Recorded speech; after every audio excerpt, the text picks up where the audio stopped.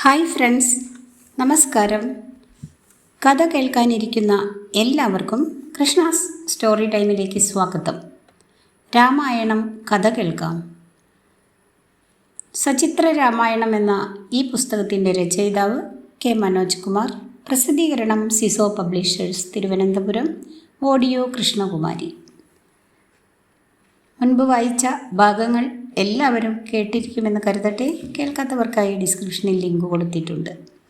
നമ്മുടെ ചാനൽ ആദ്യമായി വിസിറ്റ് ചെയ്യുന്നവരും ഇതുവരെയും സബ്സ്ക്രൈബ് ചെയ്യാത്തവരുമെല്ലാം ഒന്ന് സബ്സ്ക്രൈബ് ചെയ്യുക. നിങ്ങളുടെ ലൈക്ക്, ഷെയർ, കമൻറ്റ് എന്നിവ കൂടി നൽകി ഈ ചാനലിനെ സപ്പോർട്ട് ചെയ്യുക.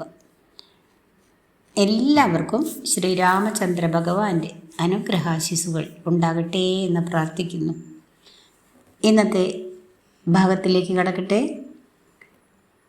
ഓം ശ്രീരാമചന്ദ്രായ നമഃ. നരാന്തകവധം. സത്യസ്വരൂപിയായ ശ്രീരാമൻ കുംഭകർണനെ വധിച്ചു. രാവണൻ അത് വിശ്വസിക്കാനായില്ല. വാനരന്മാരെ ഓടി നടന്ന് നിഗ്രഹിച്ച കുംഭകർണൻ്റെ തേജസ് ശ്രീരാമചന്ദ്രൻ കെടുത്തിയെന്നറിഞ്ഞ് രാക്ഷസ ചക്രവർത്തി ഉള്ളുരുകി കരഞ്ഞു. അദ്ദേഹത്തിൻ്റെ ബോധം മറഞ്ഞു. പ്രബലനായ അനുജൻ രാമബാണങ്ങൾ ഏറ്റ് ശിരസറ്റു വീണു. ഇളയച്ചൻ മരിച്ച വിവരം ദേവാന്തകൻ, നരാന്തകൻ, തൃശിരസ്, അതികായൻ എന്നിവരെയും അഗാധമായ ദുഃഖത്തിലാഴ്ത്തി. മഹോദരനും മഹാപാർശ്വനും അതറിഞ്ഞു വിലപിച്ചു. വളരെ നേരത്തിനു ശേഷം രാവണൻ മൂർച്ച വിട്ടുണർന്നു. പിന്നീട് ദീനം ദീനം വിലപിക്കാൻ തുടങ്ങി. എൻ്റെ പൊന്നനുജ, ശത്രുക്കളെ നിഗ്രഹിക്കുന്ന കുംഭകർണ, എന്നെ നീ ഇവിടെ ഉപേക്ഷിച്ച് പൊയ്ക്കളഞ്ഞല്ലോ. നീ ജ്യേഷ്ഠനെ ഉപേക്ഷിച്ച് പോയല്ലോ. എൻ്റെ വലം കൈയാണ് നഷ്ടപ്പെട്ടത്. നീയായിരുന്നു എൻ്റെ താങ്ങും തണലും. വജ്രായുധം പോലും നിന്നെ നശിപ്പിക്കാൻ കേൾപ്പുള്ളതല്ല. എന്നിട്ട് വെറും മനുഷ്യനായ രാമൻ നിന്റെ ശിരസ് ഛേദിച്ചല്ലോ. അതാ ദേവന്മാർ നിന്റെ മരണത്തിൽ സന്തോഷത്താൽ ആർത്തു വിളിക്കുന്നു. ലങ്കയിൽ ആർക്കും ഇനിമേൽ ഇഷ്ടം പോലെ പ്രവേശിക്കാം. എനിക്കെന്തിനാണ് ഈ ചെങ്കോലും കിരീടവും? ഇപ്പോൾ തന്നെ ഞാൻ നിന്റെ അടുത്തേക്ക് വരികയാണ്. ഈ ആപത്തുകളെക്കുറിച്ച് അന്ന് വിഭീഷണൻ പറഞ്ഞത് ഞാൻ കേട്ടില്ല. മാന്യനായ വിഭീഷണനെ നാം പുറത്താക്കി. വിഭീഷണനെ നിഷ്കരുണം പുറത്താക്കിയതിൻ്റെ ഫലമാണ് ഈ ദുഃഖമെല്ലാം. നീയില്ലാതെ എനിക്ക് എങ്ങനെ ദേവന്മാരെ എതിരിടാനുള്ള ശക്തിയുണ്ടാകും? വെറും സാധാരണക്കാരനെ പോലെ രാവണൻ തൻ്റെ തെറ്റുകൾ ഏറ്റുപറഞ്ഞുകൊണ്ടിരുന്നു. രാവണൻ്റെ ദുഃഖം കണ്ട് തൃശിരസ് അച്ഛനോട് പറഞ്ഞു, ഞങ്ങളുടെ ഇളയച്ഛൻ യുദ്ധത്തിൽ മരിച്ചു. ഇങ്ങനെ അങ്ങ് വിഷമിച്ചിട്ട് യാതൊരു കാര്യവുമില്ല. ഈ 3 ലോകവും കീഴ്പ്പെടുത്താൻ അങ്ങേക്ക് മാത്രം കഴിയും. ബ്രഹ്മദത്തമായ വേൽ മാത്രം മതിയല്ലോ അതിന്. പോരാത്തതിന് ശക്തി പകരുന്ന വരങ്ങളുണ്ട്. അങ്ങേക്ക് രാമനെ കീഴ്പ്പെടുത്താൻ ഒരു പ്രയാസവുമില്ല. പക്ഷേ അവിടുന്ന് യുദ്ധത്തിന് പോകേണ്ട കാര്യം ഇപ്പോഴില്ല. ശത്രുക്കളെ മുഴുവൻ നശിപ്പിക്കാൻ ഞാൻ ഇന്ന് പുറപ്പെടുകയാണ്. ഇത് കേൾക്കാത്ത താമസം ദേവാന്തകനും അതികായനും നരാന്തകനും യുദ്ധത്തിന് പോകാൻ വാശി പിടിച്ചു തുടങ്ങി. രാവണപുത്രന്മാരായ ഈ വീരന്മാർക്ക് ആകാശത്തിലൂടെ ഇഷ്ടാനുസരണം സഞ്ചരിക്കാൻ കഴിയും. അവർ മായാവികളുമാണ്, അസ്ത്രശസ്ത്രങ്ങളിൽ മുമ്പന്മാർ. ഇതുകേട്ട രാവണൻ സന്തോഷവാനായി കാണപ്പെട്ടു. ദശാനനെ വലം വെച്ച് അവർ യുദ്ധത്തിന് പുറപ്പെട്ടു. മഹാപാർശ്വനും മഹോദരനും അവരുടെ കൂട്ടിന് ചേർന്നു. ഐരാവതത്തിൻ്റെ വംശജനായ സുദർശൻ എന്ന ആനയുടെ പുറത്തു കയറിയാണ് മഹോദരൻ യാത്ര തിരിച്ചത്. 3 കിരീടങ്ങൾ അണിഞ്ഞ തൃശിരസിനെ കണ്ടാൽ 3 തങ്കക്കൂടുകൾ പിടിപ്പിച്ച കൈലാസ പർവ്വതം പോലെ തോന്നിച്ചു. അവരെല്ലാം നാനാവിധത്തിലുള്ള ആയുധങ്ങളാണ് ധരിച്ചിരുന്നത്. രഥങ്ങൾ നിറച്ച് ആയുധങ്ങളുമായി അവർ കപിപ്പടയുടെ നേരെ അടുത്തു. മിന്നൽ വേഗമാർന്ന വെൺകുതിരപ്പുറത്താണ് നരാന്തകൻ പുറപ്പെട്ടത്. സൂര്യതുല്യരായ 6 മഹാരഥന്മാർ ആകാശത്ത് വെട്ടിത്തിളങ്ങുന്ന ഗ്രഹങ്ങളെപ്പോലെ ശോഭിച്ചു. 10 ദിക്കുകളെയും ഞെട്ടിച്ചുകൊണ്ടവർ മുന്നോട്ട് വന്നു. ഒന്നുകിൽ വിജയം, അല്ലെങ്കിൽ വീരസ്വർഗം. അത് മാത്രമേ അവർ ചിന്തിച്ചുള്ളൂ. രാക്ഷസന്മാരുടെ വരവ് കണ്ട് കവിപ്രമുഖന്മാർ പെരും മലകൾ ഉയർത്തി ആർപ്പ് വിളിച്ചു. പലരും ആകാശത്തിലേക്ക് ചാടി. പാറക്കല്ലുകളും വൃക്ഷങ്ങളും അവർ രാക്ഷസന്മാർക്കു നേരെ വർഷിച്ചു. ആനപ്പുറത്തും രഥങ്ങളിലും ഇരിക്കുന്നവരെ ചാടിച്ചെന്ന് അടിച്ചു. രാക്ഷസന്മാരുടെ അസ്ത്രങ്ങൾ വാനരവീരന്മാരെ നന്നായി മുറിവേൽപ്പിക്കുന്നുമുണ്ട്. നാനാതരത്തിലുള്ള ആയുധങ്ങൾ പ്രയോഗിച്ച് അവർ കവികളെ ഛിന്ന ഭിന്നരാക്കി. ഭൂമി മുഴുവൻ രക്തം കൊണ്ട് നിറഞ്ഞു. കോപാകുലരായ വാനരന്മാർ രാക്ഷസന്മാരുടെ ആയുധങ്ങൾ തട്ടിപ്പറിച്ച് ഓടിച്ച് ദൂരെ കളഞ്ഞു. അവരുടെ അട്ടഹാസങ്ങളും ഗർജനങ്ങളും അന്തരീക്ഷത്തിൽ മുഴങ്ങി നിന്നു. യാതൊരു സങ്കോചവുമില്ലാതെ കവികൾ ആയിരക്കണക്കിന് രാക്ഷസന്മാരെ കാലപുരിയിലേക്ക് അയച്ചു. ഒരു മഹാമത്സ്യം കടലിൽ കൂടി പാഞ്ഞു പോകും പോലെ നരാന്തകൻ കവികളുടെ ഇടയിലേക്ക് പാഞ്ഞു കയറി. കുതിരപ്പുറത്തേറി വന്ന നരാന്തകൻ കുന്തം കൊണ്ട് 700 വാനരന്മാരെ കുത്തി വീഴ്ത്തി. അവർ കടന്നുപോയ വഴി മുഴുവൻ രക്തവും മാംസവും കൊണ്ട് നിറഞ്ഞു.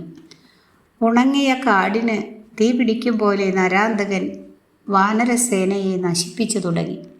വീരന്മാരായ വാനരന്മാർ പോലും അവനെ ഭയപ്പെട്ട് ഓടി രക്ഷപ്പെട്ടു. നരാന്തകനെ ഭയപ്പെട്ട് ഓടിമറിയുന്ന വാനരപ്പടയെ സുഗ്രീവൻ കണ്ടു. അടുത്തുനിന്ന അംഗദകുമാരനോട് ഉടൻ തന്നെ നരാന്തകൻ്റെ നീക്കത്തെ തടുക്കാൻ വാനര രാജാവ് ആജ്ഞാപിച്ചു. അത് കേൾക്കാത്ത താമസം അംഗദൻ അലറിക്കൊണ്ട് നരാന്തകൻ്റെ മുന്നിലെത്തി. നരാന്തകനാകട്ടെ കയ്യിലിരുന്ന വേൽ അംഗദൻ്റെ നേരെ പായിച്ചു. അംഗദൻ്റെ നെഞ്ചിൽ പതിച്ച ശൂലം ഛിന്ന ഭിന്നമായി ഭൂമിയിൽ വീണു. കോപിഷ്ഠനായ അംഗദൻ നരാന്തകൻ്റെ കുതിരയെ കൈത്തലം കൊണ്ട് ആഞ്ഞടിച്ചു.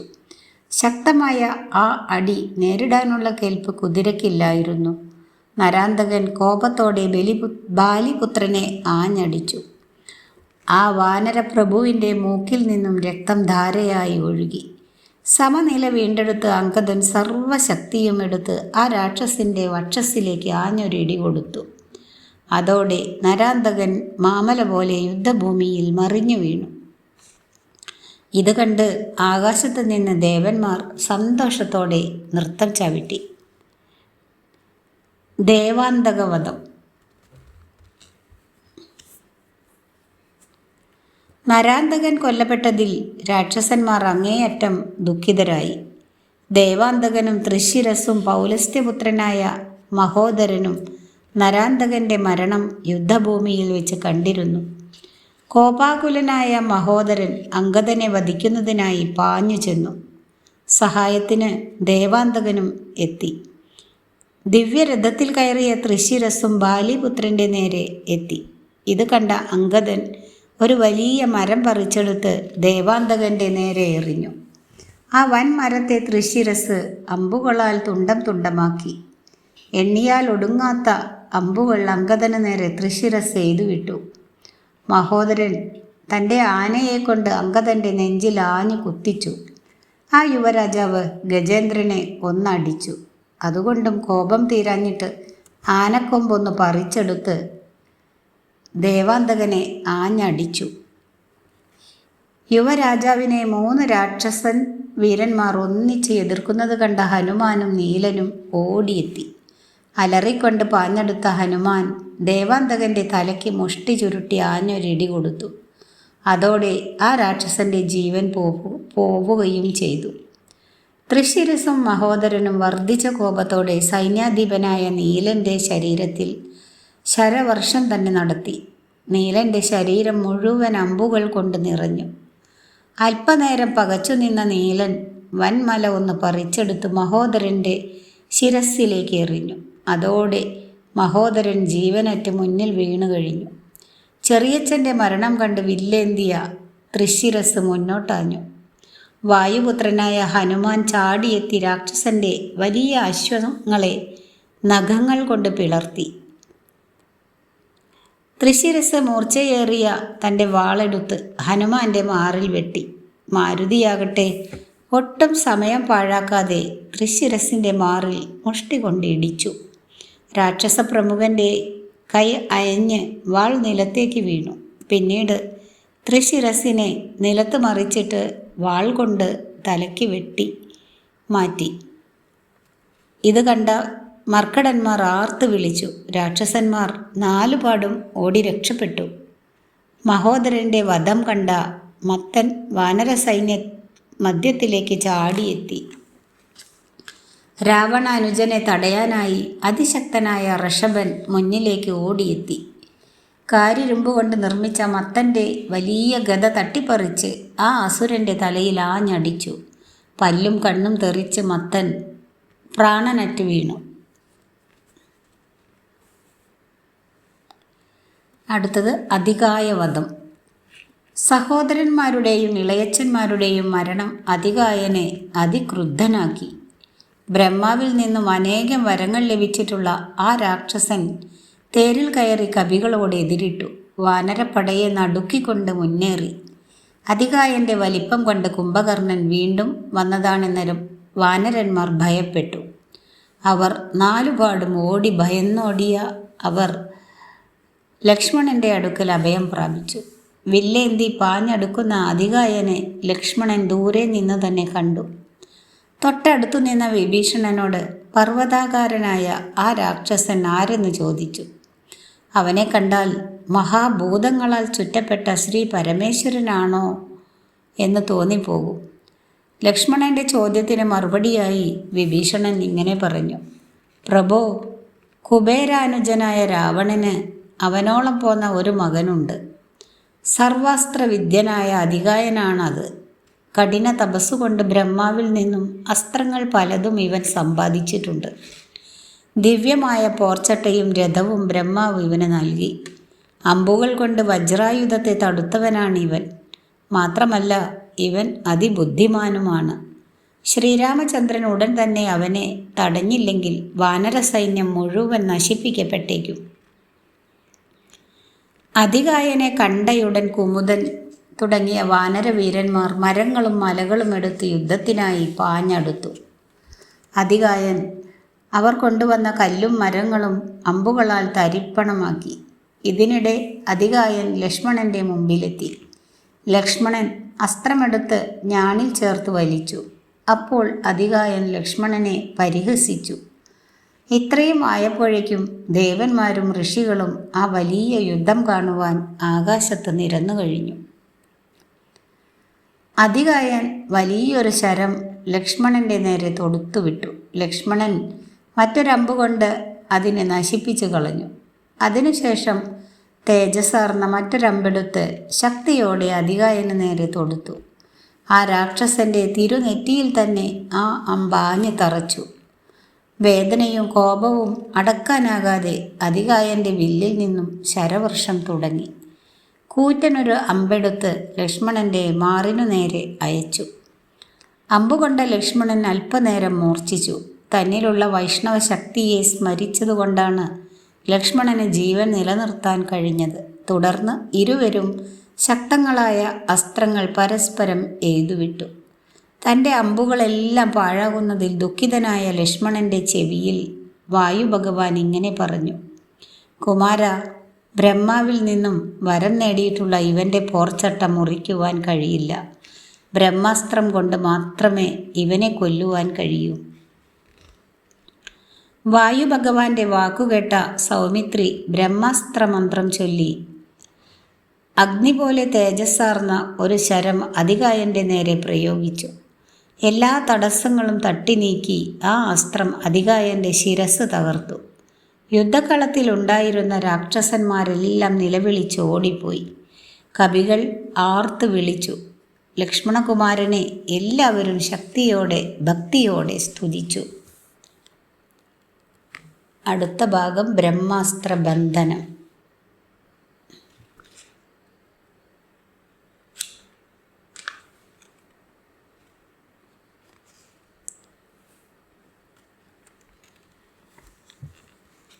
അനേക വരങ്ങൾ ലഭിച്ചിട്ടുള്ള രാക്ഷസ മഹാരഥനാണ് അതികായൻ. അതികായൻ്റെ വധത്തോടെ ചില സംശയങ്ങൾ രാവണ ചക്രവർത്തിയിൽ ഉയർന്നു വന്നു. ദേവന്മാർ പോലും ഭയപ്പെടുന്ന വീരപരാക്രമികളായ കുംഭകർണനും ധൂമ്രാക്ഷനും പ്രഹസ്തനും അകമ്പനനും രാമൻ്റെ മുന്നിൽ പരാജിതരായി. മാത്രമല്ല, അവർ കൊല്ലപ്പെടുകയും ചെയ്തു. ഒരു സാധാരണ മനുഷ്യനെ കൊണ്ട് സാധിക്കുന്ന കാര്യങ്ങളല്ല അത്. ബന്ധുമിത്രാദികൾ നഷ്ടപ്പെട്ടതിൽ ദുഃഖിതനായി ഇരിക്കുന്ന രാവണൻ ഇങ്ങനെ ചിന്തിച്ചു. വരങ്ങൾ ഏറെ കൈവശമുള്ള രാക്ഷസന്മാർ എല്ലാം ഇതോടെ മരിച്ചു കഴിഞ്ഞു. ഇന്ദ്രജിത്ത് അതിശക്തമായ നാഗാസ്ത്ര ബന്ധനം നടത്തിയത് വെറുതെയാവുകയും ചെയ്തു. ബന്ധനം എങ്ങനെ അവർ അഴിച്ചു എന്നത് അറിയാൻ കഴിയുന്നില്ല. സുഗ്രീവ വിഭീഷണന്മാരോടൊത്ത രാമലക്ഷ്മണന്മാരെ വധിക്കാൻ കെൽപ്പുള്ളവർ ഇന്ന് രാക്ഷസകുലത്തിലില്ല. അത്ഭുതകരങ്ങളായ അസ്ത്രവിദ്യകളാണ് രാമൻ കാട്ടുന്നത്. രാമൻ്റെ പരാക്രമത്തിലാണ് രാക്ഷസപ്രമുഖർ പലരും കൊല്ലപ്പെട്ടത്. ഇനി ഒരു പക്ഷേ സാക്ഷാൽ നാരായണൻ തന്നെ വേഷം മാറി വന്നതാണോ വീരനായ രാമൻ?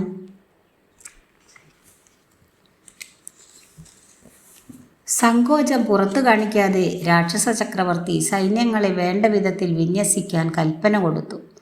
യാതൊരു വീഴ്ചയും അക്കാര്യത്തിൽ വരുത്തരുതെന്നും നിർദ്ദേശം കൊടുക്കാൻ ലങ്കേശ്വരൻ മറന്നില്ല. അന്തഃപുരത്തിലേക്ക് മടങ്ങിയ രാവണനെ പ്രിയപുത്രൻ ഇന്ദ്രജിത്ത് സമാശ്വസിപ്പിച്ചു. രാമലക്ഷ്മണന്മാരെക്കുറിച്ച് ആലോചിച്ച് വിഷമിക്കേണ്ട, അവരെ നശിപ്പിക്കുന്ന കാര്യം താനേറ്റു എന്ന് ആ പിതാവിനെ ആശ്വസിപ്പിച്ചുകൊണ്ട് മേഘനാഥൻ പറഞ്ഞു. സർവ്വ ആയുധങ്ങളും ധരിച്ച് ആദിത്യതുല്യമായ രഥത്തിലേറി ഇന്ദ്രജിത്ത് യുദ്ധക്കളത്തിലേക്ക് പുറപ്പെട്ടു. അതിശക്തമായ രാക്ഷസസേന കുമാരനെ അനുഗമിച്ചു. യുദ്ധഭൂമിയിൽ തയ്യാറാക്കിയ അഗ്നികുണ്ഡത്തിൽ ഭക്തിപൂർവം ഹോമങ്ങൾ നടത്തി. അപ്പോൾ പതിവിന് വിപരീതമായി ശുഭനിമിത്തങ്ങൾ കണ്ടു തുടങ്ങി. തുടർന്ന് അഗ്നിയെ വലം വെച്ച് ഹവിസ് ഏറ്റുവാങ്ങി. പിന്നീട് ബ്രഹ്മമന്ത്രം ഉരുവിട്ട് അഗ്നിപ്രഭയേറിയ ശരമെടുത്തു. അത് കണ്ട് സൂര്യചന്ദ്രന്മാരും ഗ്രഹങ്ങളും നിശ്ചലരായി. രഥത്തിലേറിയ ഇന്ദ്രജിത്ത് ഉടൻ തന്നെ അദൃശ്യനാകുകയും ചെയ്തു. ഇത് കണ്ട് പുളകിതനായ രാക്ഷസപ്പട ആർത്തു വിളിച്ചു. മറഞ്ഞു നിന്ന ഇന്ദ്രജിത്ത് കവികുലത്തിനെ കയ്യും മെയ്യും മറന്നാക്രമിക്കാൻ രാക്ഷസന്മാരോട് കൽപ്പിച്ചു. അവർ നിശ്ചിതായുധങ്ങൾ വാനരന്മാരുടെ പുറത്ത് പ്രയോഗിച്ചു തുടങ്ങി. ഇന്ദ്രജിത്താകട്ടെ ആകാശത്ത് നിന്ന് ശരവർഷം തുടങ്ങി. ആയിരക്കണക്കിന് വാനരന്മാർ പടനിലത്ത് മരിച്ചു വീണു. ശരീരം പിളർന്ന് വാനരന്മാർ തലങ്ങും വിലങ്ങും മരിച്ചു കിടന്നു. കവികൾ പാഞ്ഞു നടന്ന് ഉറ്റുനോക്കി. എവിടെയാണ് രാവണപുത്രൻ എന്ന് കണ്ടെത്താൻ അവർക്കായില്ല. അവസാനം ചോര പുരണ്ട് അവർ പിന്തിരിഞ്ഞോടിപ്പോയി. നളനും ഗന്ധമാദനനും മൈന്ദനും ഗജനും ശരമാരിയേറ്റ് തളർന്ന തീക്ഷ്ണങ്ങളായ അമ്പുകൾ അവരുടെ തേജസ് തന്നെ കെടുത്തിക്കളഞ്ഞു. ശരങ്ങൾ ഇടതടവില്ലാതെ വർഷിക്കുന്നതിനാൽ വാനരന്മാർക്ക് ഒന്നനങ്ങുവാൻ പോലും കഴിഞ്ഞില്ല. അവർക്ക് ആകെ കാണുവാൻ കഴിഞ്ഞത് പാഞ്ഞു വരുന്ന അസ്ത്രസമൂഹത്തെ മാത്രമാണ്. ശ്രീരാമ ലക്ഷ്മണന്മാരുടെ ദേഹത്ത് ഇന്ദ്രജിത്ത് 1000-ൽ പരം ഘോരബാണങ്ങൾ എയ്തു തറപ്പിച്ചു. ശ്രീരാമചന്ദ്രൻ എന്തു ചെയ്യണമെന്നറിയാതെ കുഴങ്ങി. ദിവ്യാസ്ത്രങ്ങളെല്ലാം അറിയാവുന്നവനും അദൃശ്യനുമാണ് ഇന്ദ്രജിത്ത്. എങ്കിലും മനസ്സ് ചഞ്ചലമാകരുതെന്ന് ശ്രീരാമൻ ലക്ഷ്മണനെ ഉപദേശിച്ചു. നക്ഷത്രങ്ങളെയും വാനരന്മാരെയും ഒന്നിച്ച് വേദനിപ്പിക്കുന്ന ഈ ശരങ്ങൾ ബ്രഹ്മദേവൻ്റെ അനുഗ്രഹത്താൽ ലഭിച്ചതാണെന്ന് രാമചന്ദ്രന് മനസ്സിലായി. ദിവ്യാസ്ത്രങ്ങളാൽ രാമലക്ഷ്മണന്മാർ ബന്ധനസ്ഥരാക്കപ്പെട്ടിരിക്കുന്നു. ബ്രഹ്മാവിൻ്റെ അസ്ത്രങ്ങളെ നാം ബഹുമാനിച്ചേ മതിയാവൂ എന്ന് ലക്ഷ്മണനോട് രാമൻ പറഞ്ഞു. അല്പനേരത്തിനുള്ളിൽ ഇരുവരും മൂർച്ഛിതരാവുകയും ചെയ്തു. ഇന്ദ്രജിത്ത് ജയശംഖ് മുഴക്കി അരമനയിലേക്ക് മടങ്ങുകയും ചെയ്തു. ഇതോടുകൂടി ഇന്നത്തെ ഭാഗം അവസാനിപ്പിക്കുകയാണ്. അടുത്ത ദിവസം ബ്രഹ്മാസ്ത്രമോചനം എന്ന ഭാഗം വായിക്കാം. വീഡിയോ ഇഷ്ടമായാൽ എല്ലാവരും ഒന്ന് ലൈക്ക് ചെയ്യുക. Thank you for watching.